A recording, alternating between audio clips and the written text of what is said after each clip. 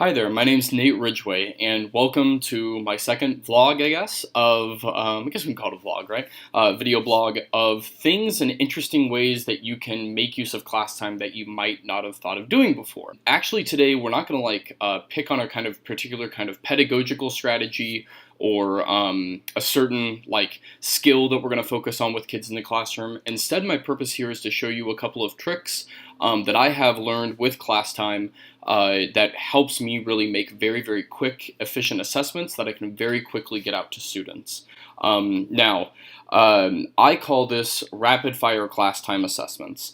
You can see over here that I've got an accompanying blog about this. After I go and explain it, I highly recommend that you read through it because for those people who are first getting introduced to class time, this will probably seem a little bit overwhelming. And for me, as with really any app, the first time you try something can be really, really daunting.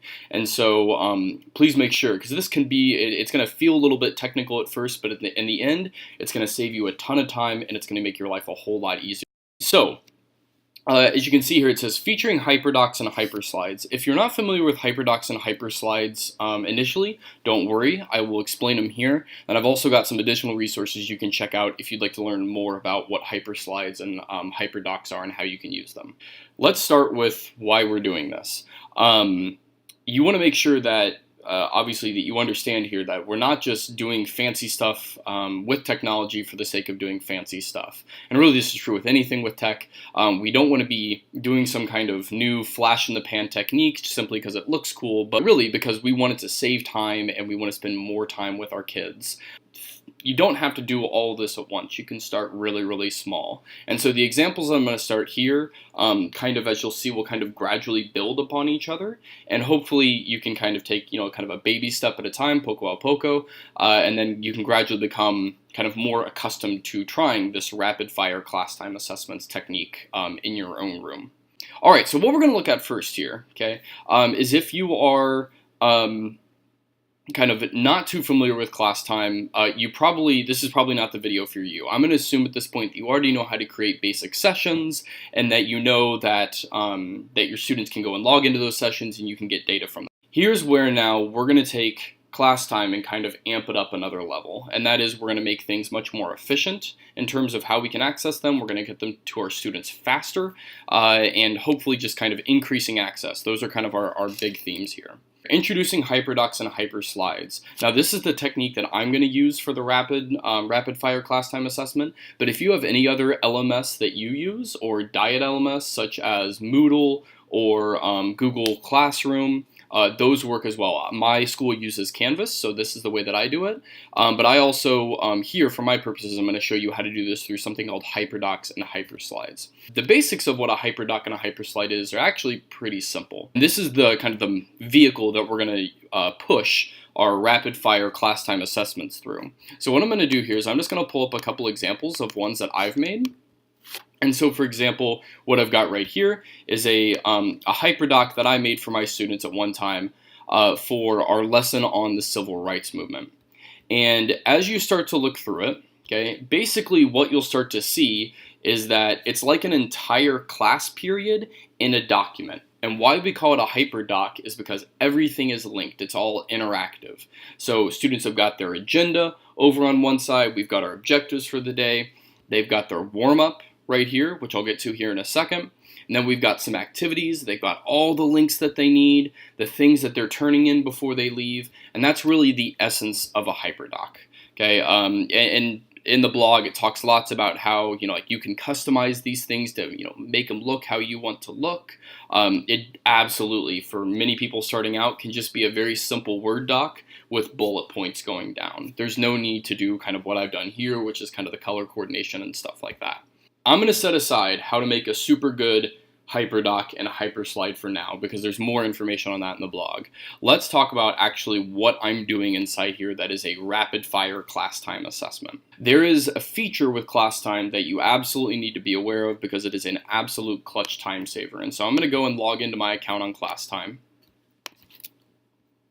And what this does, okay, it seems simple. It's a URL that class time provides you that automatically logs your students in. So I'm just going to go to any particular exit ticket that I've done with my class. And when you go and you hit start a new session, again, the settings here really don't matter. Up here, there's a URL, and this is really, really important because for our purposes of creating rapid-fire class time assessments, it's going to be used to quickly get our students into session. So we're going to copy this, okay? And what we've done here is on my hyperdoc that I have provided to my students, I could have shared it with them. I could have shared the Google Doc with them. I could have given them a URL they could have gone to get to it. Maybe I put it on Moodle or Canvas. But once they got it, I simply paste that link in right here. And when students open up the document and they go and they click on this link, boom, it automatically jumps them into class time. They type in their login or their login name, and boom, off they go. It's really, really quick. And that's the purpose of what we're trying to do here. We're trying to get assessments to our students really quickly without having to deal with logins or typing in letters or making mistakes when typing those letters. We want to throw all that out the window. We want to be quick and as efficient as possible. That's kind of the essence of what we're doing. Now, okay, I want to show you a couple of other tricks, and this is where we really get to the rapid fire assessment creation and distribution process. So if I were to go back here, okay, to my session, this is the one that I was about to distribute to students. I copied the link. I want to show you now kind of taking this to the next level, and this is where things become really, really cool. So this is a hyper slide, okay? It's like a hyperdoc, but it basically is more visual, okay? So we have things on multiple slides, and this is usually what I do with my students in my classes, okay? And you can see here that I've got a general warm-up question for that day, but let's say, for example, I want to take this chalk talk that they were going to do, okay? And I've got multiple blocks of students, okay? And it's just a very, very simple brainstorm question, nothing fancy, in class time itself. And I want to take this question, and I've got multiple blocks, so I need to see different answers at different times for them as quickly as possible. I'm going to just go here, I'm just going to copy my question, and I'm just going to say it's on class time, okay? And then what I do, okay, is I have 4 different blocks for my students, and I'm just going to go up here to my shapes. And again, you'd probably do this in separate URLs in a Google Doc, but I'm going to make 4 shapes for my students to click on. I like doing these button features just because they look like buttons, okay? And again, if you didn't see what I did there, I went right here to shapes, okay? And I clicked shapes, and then the one that looks like a button, okay? They call it a bevel, I think, B-E-V-E-L, okay? Anyways, okay, so I go back now. And I've got 4 blocks, so I've got 3 buttons. There's my 4th, okay?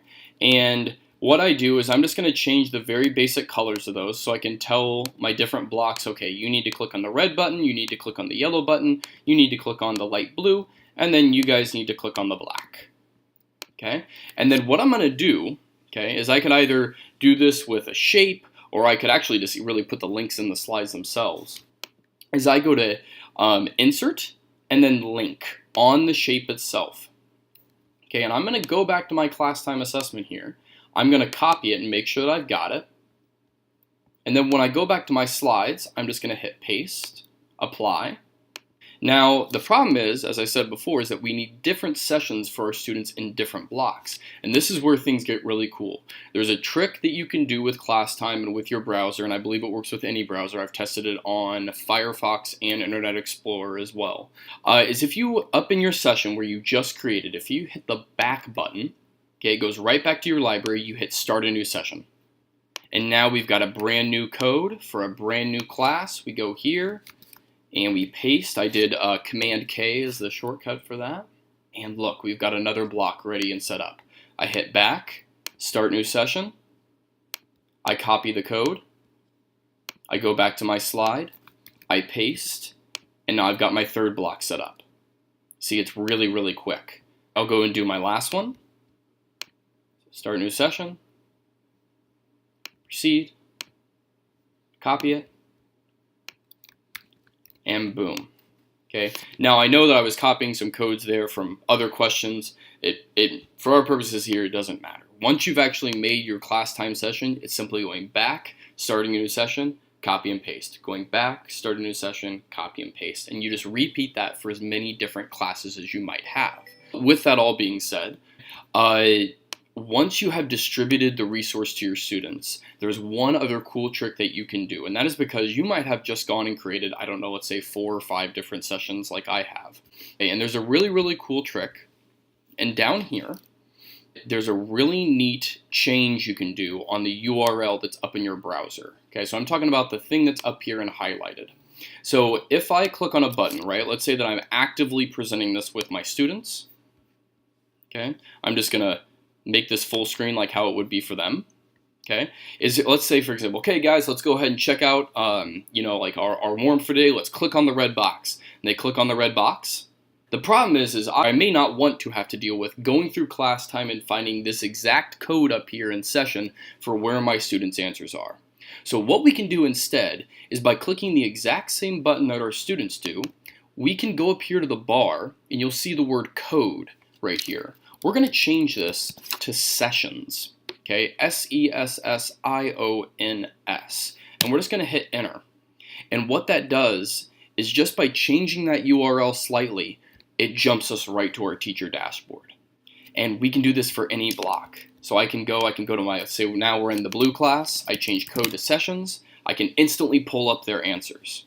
The one time that this actually won't work is if you haven't logged into class time for like a couple days, and if you try to go and open up a warm-up and then open up your dashboard, you just have to make sure that you're logged into class time beforehand. But this saves you all the searching that you wouldn't have to do or that you would have to do, and memorizing code letters, it's all gone, which is wonderful. And again, big picture, what have we done here? We've created, within even just a couple of minutes, multiple warm-up sessions that our students can experience, and they can get to them very, very quickly through either a hyperdoc that we showed off here, okay, back in, where did my example go? I don't know where it went.